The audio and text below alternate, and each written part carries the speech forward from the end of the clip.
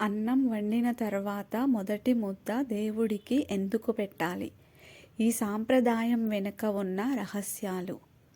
అందరికీ నమస్కారం. మన తెలుగు సంస్కృతిలో ఆహారానికి ఉన్న ప్రాధాన్యత గురించి మన అందరికీ తెలిసిందే. మనం తినే ప్రతి మెతుకులోనూ దైవత్వాన్ని చూస్తాం. అందుకే అన్నం వండిన తర్వాత మొదటి ముద్దను దేవుడికి నైవేద్యంగా సమర్పించడం ఒక పవిత్రమైన సాంప్రదాయం. ఈరోజు మనం ఈ సాంప్రదాయం వెనుక ఉన్న నమ్మకాలు, పద్ధతులు మరియు దాని ప్రాముఖ్యత గురించి వివరంగా తెలుసుకుందాం. 1. సాంప్రదాయం వెనుక ఉన్న నమ్మకాలు.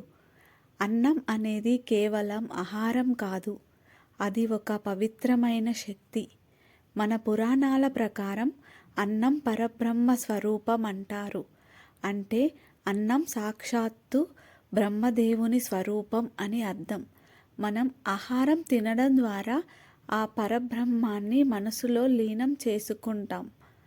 అందుకే మనం అన్నాన్ని వృధా చేయకూడదు, దాన్ని గౌరవించాలి. మనం అన్నం వండడానికి చాలా శ్రమ పడతాం.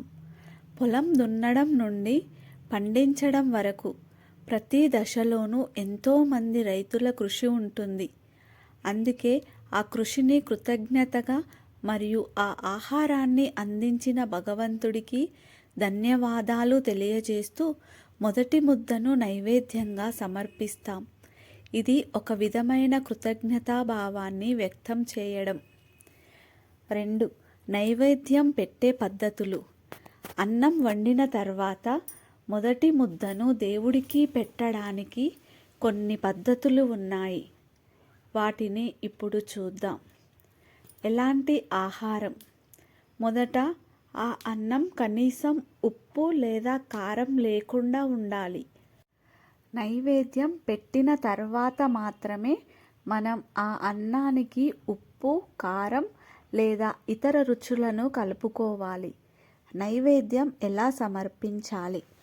అన్నం వండిన తర్వాత ఆ పాత్ర నుండి మొదటి ముద్దను ఒక శుభ్రమైన ప్లేటులోకి లేదా అరటి ఆకులోకి తీసుకోవాలి.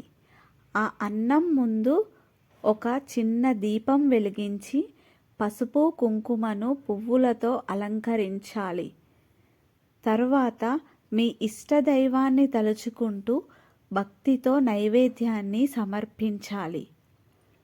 భగవంతుడా, ఈ ఆహారాన్ని నువ్వు స్వీకరించు. మా అందరికీ మంచి ఆరోగ్యం, ఆనందం ప్రసాదించు అని మనసులో ప్రార్థించుకోవాలి. ఇలా దేవుడికి సమర్పించిన తర్వాత ఆ నైవేద్యాన్ని ప్రసాదంగా భావించి కుటుంబ సభ్యులందరూ తీసుకోవచ్చు. కొన్ని చోట్ల అన్నం వండిన తర్వాత మొదటి ముద్దను తులసికి, గోమాతకి లేదా గృహదేవతలకు సమర్పించేవారు. ఇది ఆహారానికి గౌరవం తెలపడం మాత్రమే కాదు, ఆహారాన్ని దేవుడి ప్రసాదంగా భావించి దాన్ని పరిశుద్ధంగా పరిగణించడం కూడా. అంటే మనం దేవుడితో ఏ వస్తువునైనా సమర్పిస్తే అది ఆ దేవుడికి ఆమోదయోగ్యం అవుతుంది. ఈ నమ్మకంతో మొదటి ముద్దను సమర్పించడం మొదలైంది. దేవుడికి ఎందుకు మొదటిది? ఇది ఓ కృతజ్ఞతా భావం. మనకు అన్నం లభించింది అంటే అది దేవుని అనుగ్రహమే. బియ్యం పండే వరాలు, వర్షాలు, రైతు శ్రమ ఇవన్నీ పరమాత్మ కరుణలే. దీంతో మొదటి ముద్దను సమర్పించడం మన కృతజ్ఞతను తెలిపే ఆచారం. పైగా ఇది ఓ శుద్ధి ప్రక్రియ. వంటలో ఏదైనా అపవిత్రత కలిగిందా అన్న అనుమానం ఉన్నా దేవుడికి సమర్పించిన తర్వాత అది ప్రసాదంగా మారుతుంది. ఇది మన శ్రద్ధని, భక్తిని, మనస్సును శుద్ధి చేస్తుంది. మొదటి ముద్ద గోమాతకి ఎందుకు పెడతారు?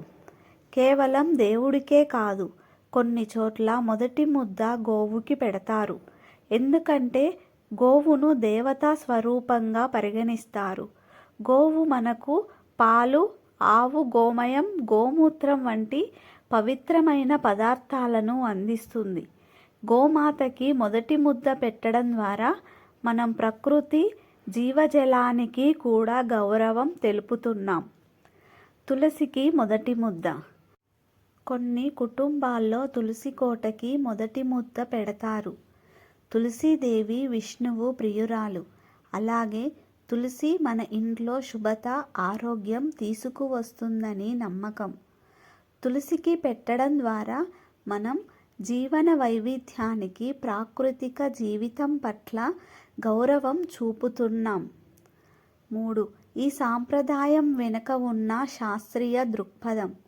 ఈ సాంప్రదాయం కేవలం నమ్మకాల మీద ఆధారపడినది మాత్రమే కాదు, దీని వెనుక కొన్ని శాస్త్రీయ అంశాలు కూడా ఉన్నాయి. పరిశుభ్రత.